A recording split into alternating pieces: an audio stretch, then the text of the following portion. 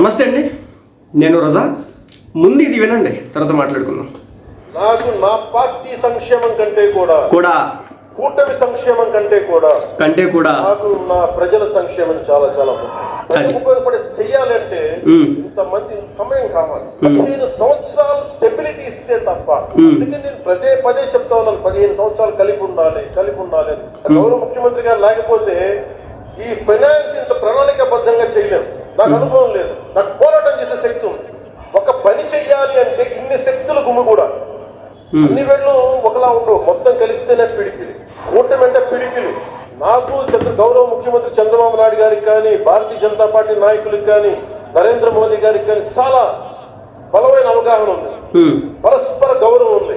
సమస్యలు వస్తాయి, ఒకసారి ఇబ్బందులు ఉంటాయి. నాకు గౌరవ ముఖ్యమంత్రి నారా చంద్రబాబు నాయుడు గారికి కానీ చిన్న చిన్న ఇబ్బందులు ఉంటే అందరం పరస్పరం మాట్లాడుకొని ముందుకు తీసుకెళ్దాం. అది అర్థమైందా?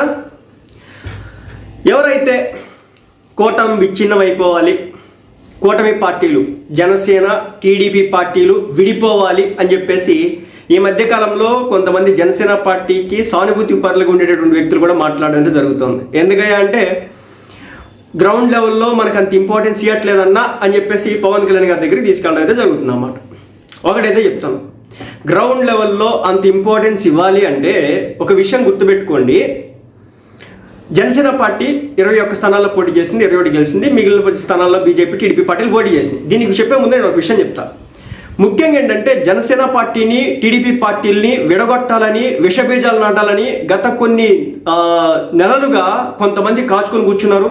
దాంట్లో వైసీపీ వచ్చి ఎలాగో ఉంటుంది అంటే జనసేన పార్టీ కార్యకర్తలకు అవమానం జరిగిపోయింది, టీడీపీ వాళ్ళు అవమానించేసినారు, ఇబ్బందులు పెట్టేసినారు, కష్టకాలం చూపిస్తున్నారు, సో వీళ్ళ డామినేషన్ ఎక్కువగా చూపిస్తున్నారు చెప్పడైతే జరుగుతుంది అన్నమాట. ఇదంతా ఎక్కడ చేస్తున్నారు? వైసీపీ వాళ్ళు ఈ ప్రోపగాండాను సృష్టించి నడపడం అయితే జరుగుతుంది.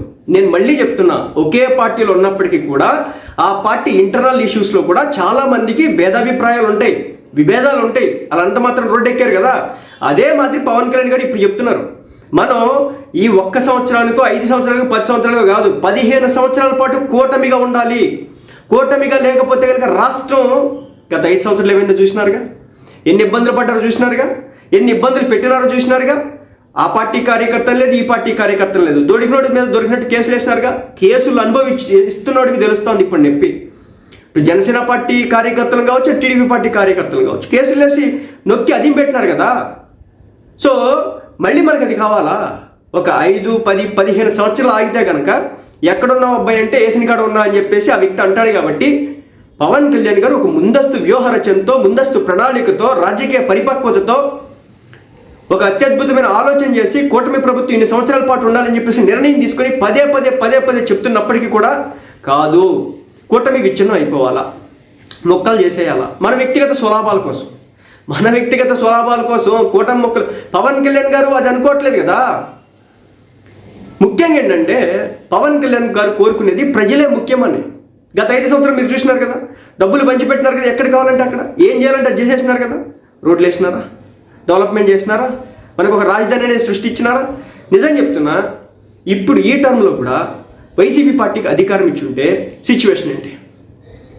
2024 ఎలక్షన్స్లో వైసీపీ పార్టీ అధికారంలోకి వచ్చి గెలిచి ఉంటే పరిస్థితి ఏంటి? ఆంధ్ర రాష్ట్ర పరిస్థితి ఒక్కసారి ఆలోచించండి. చివరికి స్టాండప్ కమెడియన్స్ని కూడా ఆంధ్ర రాష్ట్రాన్ని ట్రోల్ చేసే స్టేజ్కి వచ్చేసినారు. స్మాల్ క్యాపిటల్, బిగ్ క్యాపిటల్ అని చెప్పేసి మాట్లాడుకునే స్టేజ్కి వచ్చినారు. అదేమంటే మీకు 3 క్యాపిటల్స్ అని చెప్పేసి ట్రోల్స్ చేసే స్టేజ్కి వచ్చినారు. ఒక్క చోటైనా ఒక బిల్డింగ్ కట్టినారా? రుషికొండ ప్యాలెస్లు పక్కన పెడితే మనకు ఏ వద్దు, కూటమి విచ్ఛిన్నం అయిపోవాలా, మన వ్యక్తిగత స్వలాభాలు కావాలా. నిన్న ఆయన ఎవరు ఒక ఆయన అంట, జనసేన పార్టీ అంట, చంద్రబాబు నాయుడు గారు వస్తున్నారని చెప్పేసి ఆయన వెళ్తున్నాడంట, ఏదో చేసినాడంట, మొత్తం ఒక పోలీస్ అయినా ఆపినాడంట. దీనికి ఇప్పుడు కూటమి విచ్ఛిన్నం అయిపోవాలా. అది సాక్షి ఛానల్లో మెయిన్ న్యూస్. జనసేన పార్టీ నాయకులకు అవమానం అని చెప్పేసి. ఒక విషయం గుర్తుపెట్టుకోండి, ఎంపీటీసీ అయినా, జడ్పీటీసీ అయినా, ఎమ్మెల్యే అయినా, అదైనా ఇదైనా మనకి ప్రజలు ఇంపార్టెంట్ అని ఇప్పుడు పవన్ కళ్యాణ్ గారు నమ్ముతున్నారు.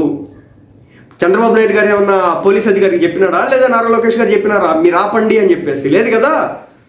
ఆ పోలీస్ అయినా డ్యూటీ చేసినాడు. అక్కడ జనసేన పార్టీ ఎవరైతే ఆ వ్యక్తి ఉన్నారో అతన్ని గుర్తించలేకపోయి ఉండొచ్చు. అంటే మినిమం మనకు గుర్తింపు కావాలంటే ఒక పోలీస్ అధికారికి మనం తెలియాలంటే ఒక పోలీస్ అధికారి ఎప్పుడైతే ఛార్జ్ తీసుకుంటారో అట్లీస్ట్ ఒక బొకే అన్న ఇవ్వాలని మనం ఇస్తే అట్లీస్ట్ మనం గుర్తుపెట్టుకుంటారు. ఓకే ఒకప్పుడు ఈ అబ్బాయి మన దగ్గరికి వచ్చినాడని.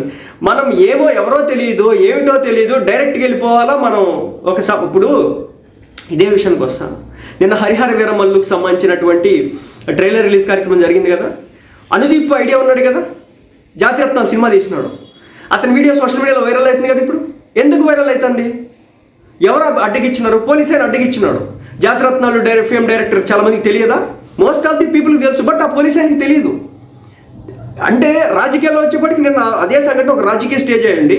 ఒక 2 పార్టీల కార్యకర్తల మధ్య ఒక పోలీస్ అయినా అలా చేస్తుంటే కనుక భయంకరమైన విధ్వంసం, 2 పార్టీలు చీలిపోవాలి అర్జెంటుగా అని చెప్పేసి కాన్సెప్ట్ వచ్చేసారు. మళ్ళీ చెప్తున్నా, కొంతమంది ఈ మధ్యకాలంలో జనసేన పార్టీకి సంబంధించి అంటే సానుభూతి పరులుగా ఉండేటటువంటి యూట్యూబర్స్ కూడా మాట్లాడుతున్నారు. మాకు ప్రాధాన్యత తగ్గిపోతుంది. ఎక్కడ తగ్గుతుంది? ఎవరు తగ్గిస్తున్నారు? ఏ విషయంలో తగ్గుతుంది? నాకు తెలియక అడుగుతున్నాను. జనసేన పార్టీ ఎమ్మెల్యేలుగా పోటీ చేసినటువంటి వ్యక్తులు గెలిచిన ప్లేసెస్లో అక్కడ టీడీపీలో డామినేషన్ ఏమాత్రం జరుగుతుంది? అక్కడ జనసేన వాళ్ళ డామినేషన్ కదా జరుగుతుంది. జనసేన వాళ్ళే కదా పనులు చేస్తున్నారు. అదేవిధంగా టీడీపీ వాళ్ళు గెలిచిన ప్లేసెస్లో టీడీపీ డామినేషన్ ఉంటుంది, బీజేపీ గెలిచిన ప్లేస్లో బీజేపీ డామినేషన్ ఉంటుంది. కాదు టీడీపీ గెలిచిన చోట కూడా మన డామినేషన్ ఉండాలి, బీజేపీ గెలిచిన చోట కూడా మన డామినేషన్ ఉంటే వర్కౌట్ కానటువంటి పరిస్థితి. అర్థమైందా? మీకు ఎక్కడ దాకా ఎందుకు ఇంక ఎగ్జాంపుల్ చెప్తా. ఇప్పుడు ఆయన ఉన్నారు పిఠాపురం నియోజకవర్గానికి సంబంధించినటువంటి వర్మ గారు. పవన్ కళ్యాణ్ గారు ఇప్పుడు గెలిచిన నియోజకవర్గం అది. కానీ ఆయన రాజకీయం చేసినారా లేదా? ఆ తర్వాత కొంచెం భేదాలు వచ్చినాయా లేదా? చివరాఖరికి నాగబాబు గారు జనసేన పార్టీ ఆవిర్భావం మార్చి 14వ తారీఖున సభలో మాట్లాడిన విషయాలు మీరు మర్చిపోతున్నారా? లేదు కదా.